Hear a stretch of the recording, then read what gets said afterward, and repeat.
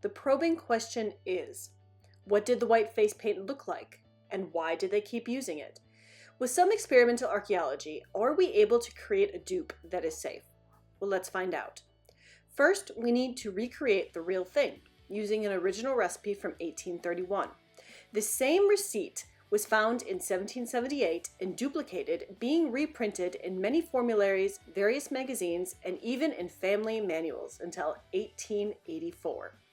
I found at least 13 references to the exact same recipe, and more probably exists. When you open the servant's guide, it not only gives you the white face paint recipe, but on the previous page it says the pernicious effects of white paint.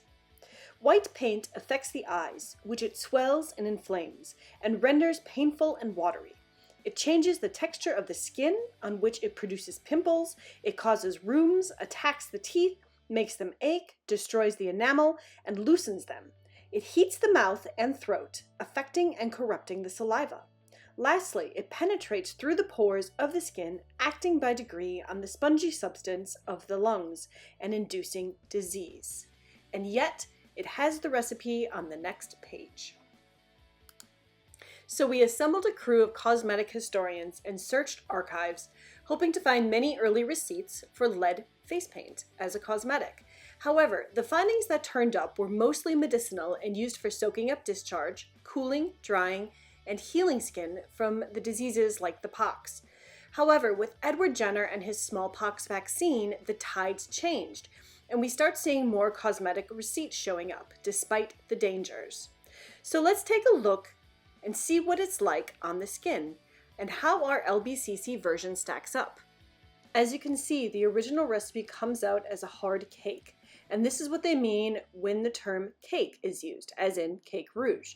It's hard to apply, but once buffed in the skin, looks almost translucent. You can see how the light catches it. It blurs with an opalesque pearl sheen where it's applied. So let's look at the LBCC version. I applied a heavy layer of both, first the cake white lead and then ours to show the difference. Our version isn't a cake, so it will automatically apply differently.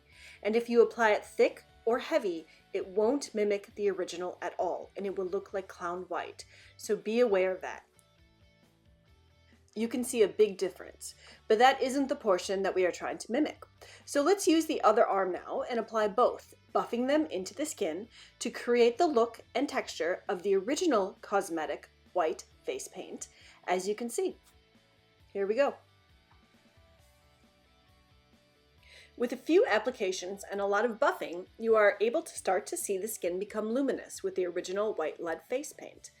Again, do not mess with lead because it's toxic. We're doing this for you so you can see history in action, also to keep you safe and provide a suitable, non-toxic version. And we are applying ours on the left. So let's take a look at both of them. Is this the only safe reproduction version that we could come up with? No. There are other formulation possibilities and ingredient choices, of course. And remember, there's always more history to research and uncover. This is just the tip of the iceberg, but we feel if correctly applied, this is a great start for a safe and effective non-toxic white face paint dupe. So what do you think? Let us know.